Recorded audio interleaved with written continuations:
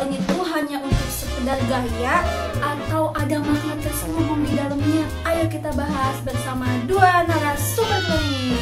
Gaskeun!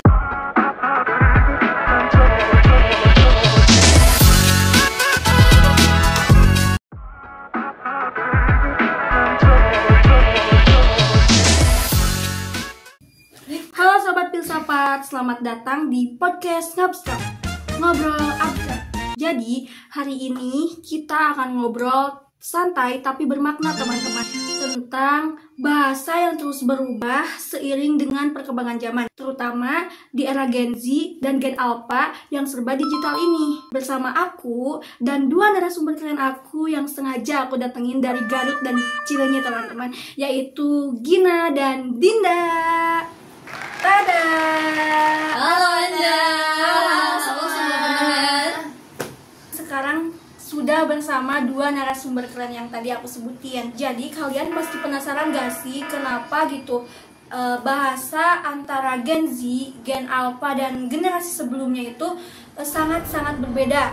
Hal ini tuh hanya untuk sekedar gaya atau ada makna terselubung di dalamnya, teman-teman? Ayo kita bahas bersama dua narasumber keren ini. Gaskeun! Untuk menjawab rasa penasaran kita, aku bakal mengajukan beberapa pertanyaan. Satu pertanyaan pertama untuk siapa ya? Dinda atau Teh Gina ya? Dinda. Teh Dinda dulu kali ya, karena dia ada di sebelah kanan aku. Boleh. Seperti yang kita ketahui gitu ya, bahasa itu tuh kan banyak karakternya. Iya. Nah, menurut Teh Dinda sendiri, gimana sih karakter dari bahasa Gen Z dan Gen Alpha saat ini? Menurut aku, bahasa Gen Z dan Gen Alpha itu sangat unik. Karena mereka itu sering membuat istilah-istilah yang digunakan langsung gitu, kayak misalnya ngab, besti, gaskeun, dan juga slay, dan masih banyak lagi. Nah, kata-kata tersebut itu lahir dari budaya digital yang mana digunakan untuk menunjukkan kedekatan antara suatu komunitas gitu, dan juga sebagai identitas suatu komunitas itu ya. Nah, jadi bahasa itu bukan hanya sekedar alat komunikasi, juga sebagai simbol eksistensi diri dan bagian dari komunitas tertentu.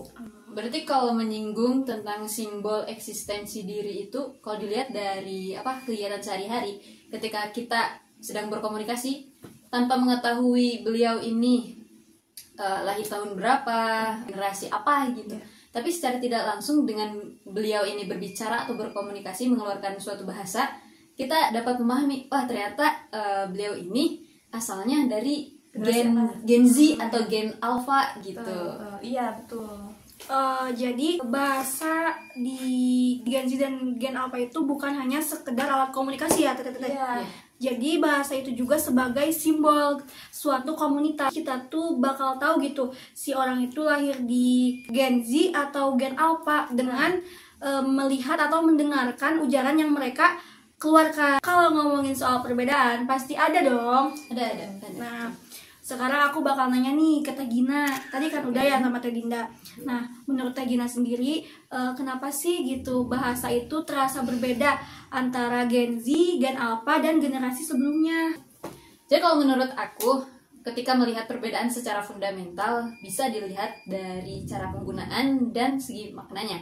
Karena Gen Z dan Gen Alpha itu cenderung fleksibilitas dan juga ekspresif, ya. Contohnya dalam satu kata itu artinya itu bisa berbeda-beda atau bermacam-macam. Kita ambil contoh dari kata anjay. Itu ya generasi Gen Z. Ya, Gen Z. Waktu dulu itu terdengar kata anjay itu kasar gitu. Ya, betul. Kasar. Namun setelah adanya Gen Alpha, lalu sering digunakan dalam mengekspresikan sebuah kekaguman gitu. Jadi hal itu udah biasa gitu. Berarti tandanya kalau bahasa ini tuh menunjukkan sebuah bahasa yang hidup, dinamis, radikal ya, bahasanya luas ya, seperti itu. Kalau dilihat dari secara ekspresif perbedaan dari gen milenial dari gen milenial dulu ya sebelum ke Gen Z. Nah, kalau dilihat dari segi perbedaan yang singkat jelas, gen milenial ini adalah suatu perpindahan. Dulunya itu mereka terlahir dengan tidak adanya tanpa internet. Namun dengan proses adanya suatu proses perubahan zaman adalah suatu internet, tapi yang bikin mereka sangat cepat untuk bisa berinteraksi dengan adanya internet tersebut. Nah, kalau Gen Z itu mereka terlahir memang sudah adanya sebuah teknologi, namun teknologi tersebut belum secanggih waktu adanya Gen Alpha. Nah, kalau Gen Alpha ini tuh mereka terlahir dalam keadaan teknologi yang udah canggih. HP udah layar sentut, touchscreen gitu kan.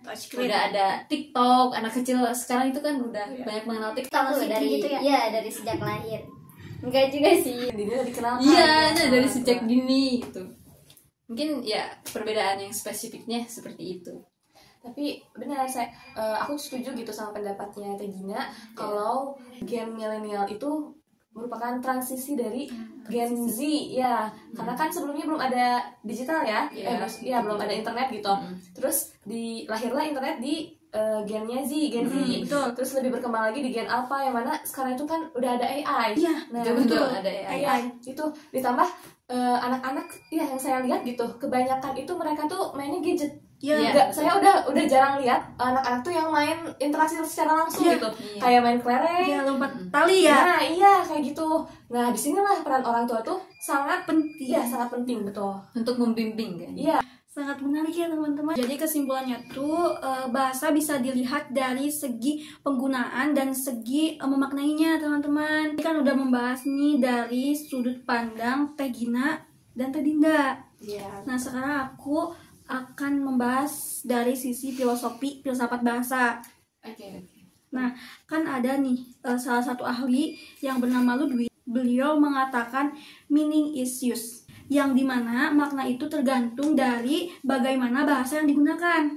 Iya, betul. Nah, menurut kalian teori ini tuh cocok gak sih kalau disangkut pautkan dengan bahasa Gen Z dan Gen Alpha yang tadi udah dibahas? Kalau menurut aku ini cocok banget ya. Misalnya kata slay. Itu kan dalam literatur itu berarti membunuh.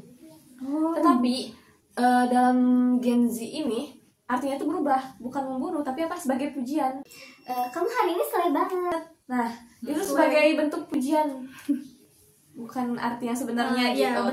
Nah, makna baru ini muncul karena diucapkan secara berulang oleh suatu komunitas yang memahami konteksnya gitu. Adapun dari Gen Alpha sendiri itu lebih luas. Di serba digital ini gitu ya, bukan hanya berbentuk kata saja tapi juga menggunakan emoji, suara atau meme gitu. Misalkan dari emoji, dia lagi bilang gitu, aku Ngakak banget ya. Iya, aku ngakak banget. Tapi emojinya tuh emoji nangis ya. Iya, betul. Iya, padahal kan harusnya tuh kan emojinya ya yang happy gitu ya. Tapi malah pakai emoji nangis. Tapi kan karena lawan bicaranya juga paham gitu maksudnya. Nah, Satu generasi juga mungkin ya dekat antara Gen Z dan Gen Alpha. Iya, Kalau jadi- sama Gen milenial gimana tuh? nah iya itu pasti beda arti lagi. Mereka bingung gak sih kalau yang mana jadi Jadi cocok banget kalau misalkan menurut dari teori Ludwig. ya Ludwig. Setuju banget karena kalau dilihat dari segi teori Martin Heidegger, Iya. beliau itu mengartikan bahasa sebagai rumah dari keberadaan. Jadi manusia itu bisa mengekspresikan jati dirinya dan keberadaannya lewat suatu bahasa. Gitu. Ya contohnya seperti tadi yang emot-emot kayak gitu ya, kan itu bisa dibilang rumahnya tuh digital. Iya, digital. betul. Wah, ternyata dari tadi kita bertiga Yeping tuh benar-benar membuka wawasan yang baru. Nih ya, kalau aku simpulin, bahasa Gen Z dan Gen Alpha itu tidak hanya sekedar tren atau gaya saja teman-teman, tetapi juga sebagai eksistensi atau simbol dari diri mereka sendiri. Terus juga tadi sudah disinggung terkait filsafat bahasa. Menurut Ludwig dan Martin, mereka menjelaskan kenapa sih gitu makna bahasa itu selalu berubah-ubah. Dan yang paling penting, bahasa merupakan bukti bahwa kita sebagai manusia itu selalu berkembang, baik dari sisi budaya maupun dari pemikiran. Sebelum aku tutup podcast ini, ada gak sih kata-kata yang ingin kalian ucapkan gitu Ada untuk sobat ngabstrak ini? Coba Ada. dari Dinda. Dari siapa? Dari Dinda? aku. Oh, itu Dinda. Oke. Kata-katanya ada Dinda.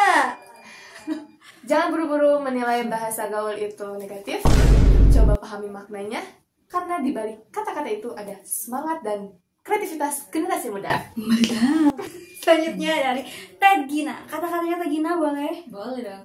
Kalau dari aku, karena bahasa itu hidup dan berkembang, jadi mari kita hargai berbagai bentuk bahasa sebagai bagian dari perjalanan manusia dalam memahami dirinya. Wah, keren banget ya teman-teman kata-katanya. Untuk kalian juga nih ya, semoga podcast dari kita ini bisa bermanfaat dan membuat kalian menjadi lebih peka menilai makna dari kata-kata yang kita ucapkan di kehidupan sehari-hari. Betul. Oke, terima kasih ya kepada Teh Dinda dan Teh Gina atas sharingannya di podcast Ngabstrak hari ini. Sampai jumpa di podcast Ngabstrak. Ngobrol abstrak. Bye-bye.